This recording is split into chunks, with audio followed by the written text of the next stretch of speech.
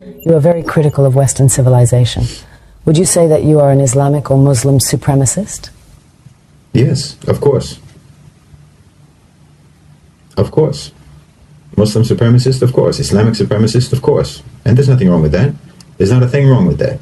You're a Western supremacist. You believe in the supremacy of your values. You believe in the supremacy of your belief system.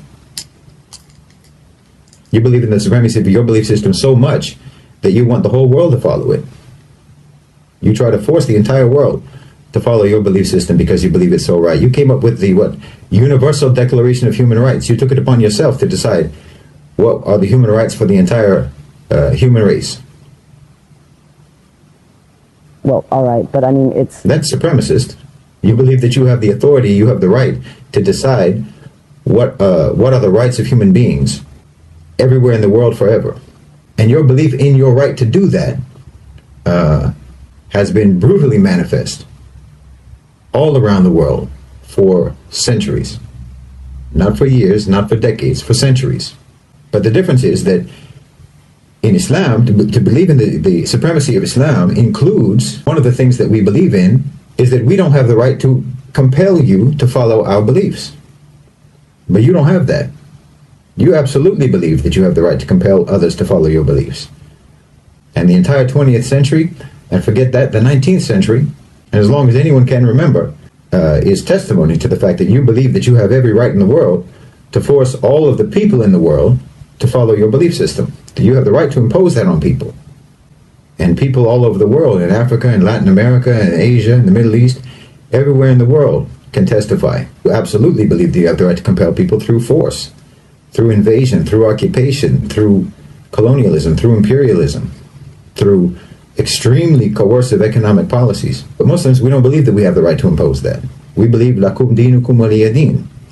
To you your way, to us our way. To you your deen, to you your belief system, your way of life, your lifestyle, your approach to the world, and to us ours. That's part of our belief. So our supremacist nature about Islam includes the fact that we don't have a right to compel you to follow our way. We believe that our belief is superior. And we believe that anyone who follows that belief is following a superior belief system. And of course, I fully believe that following Islam is the best way for any human being to live their life. And the perfect set of laws, the perfect set of ethics, the perfect set of morals for any individual to follow and for any state to follow. Being a Muslim supremacist isn't racial. Muslim isn't a race. It's not an ethnicity. It's a belief. And we absolutely believe in the perfection and superiority of what we believe in. We have absolute conviction about that, absolute commitment to that, certainty about that, yaqeen about that. But do you have that about yours? Do you have that conviction about yours? You're very busy trying to impose it all around the world, but when times get tough for you, your so-called enlightenment values go out the window, don't they? I mean, when there's too many diverse opinions in your society, then you start creating bureaus and departments in the government for combating so-called disinformation. Freedom of the press is out the window. When times get tough, you ban protests.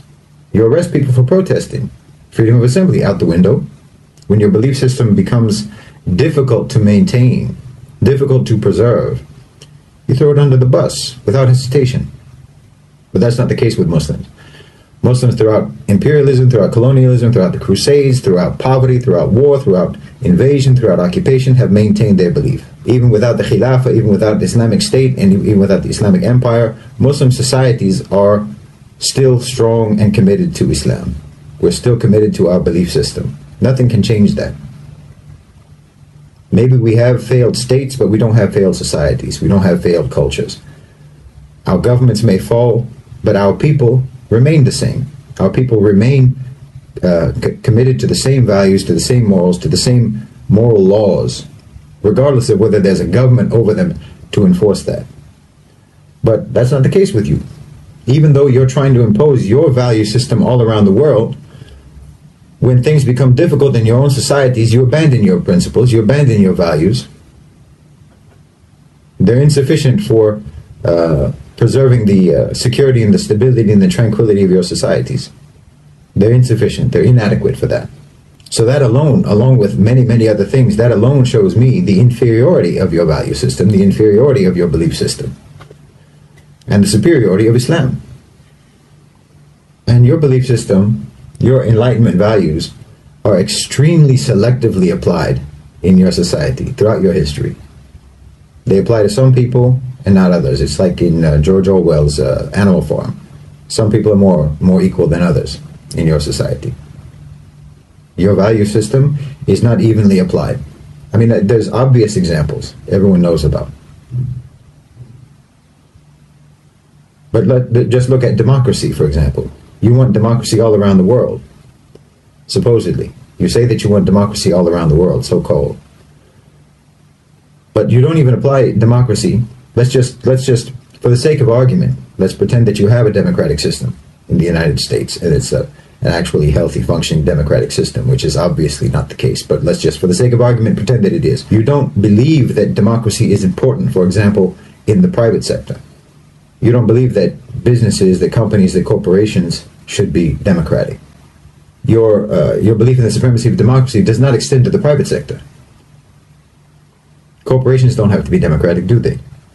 In fact, corporations are sacrosanct. It's sacrilegious to say that there should be any intervention in the private sector to make it actually accountable to the population, accountable to the public, accountable to the workers.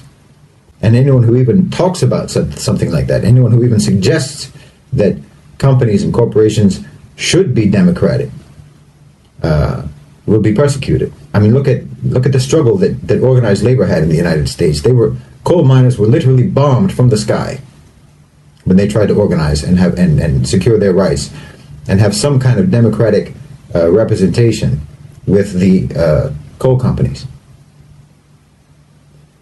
When just now, when the railway workers were wanting to strike for better wages, for more humane working conditions, more rational and reasonable and fair workloads that would actually help to guarantee the safety of those trains, Joe Biden and the government prohibited them from striking.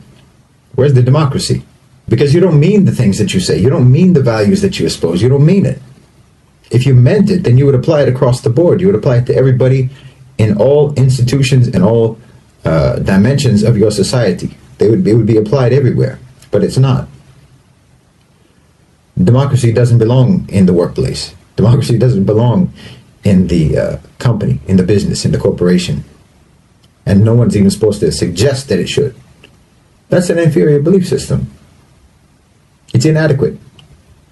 It's inadequate for building a civilization, for building a cohesive society. Because look, the only group identity, the only sort of group identity that makes any sense at all, it's not racial, it's not ethnic, it's not nationalistic, not even based on language or shared culture or shared heritage. None of that makes any sense as a shared group identity.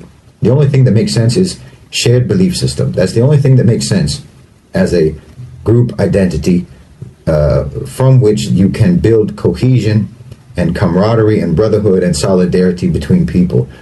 Only belief system. You can have a certain skin color and have nothing whatsoever in common with other people who have that skin color. You can have the same language and certainly have nothing in common whatsoever with someone who speaks the same language. You can, I'm German-Irish. What do I have to do with all of the other people in the world who were German-Irish? Just because we're German-Irish, we have nothing in common. And yet I have more in common with a Muslim from Mali, with a Muslim from Indonesia, with a Muslim from Morocco, with a Muslim from China, from Chechnya.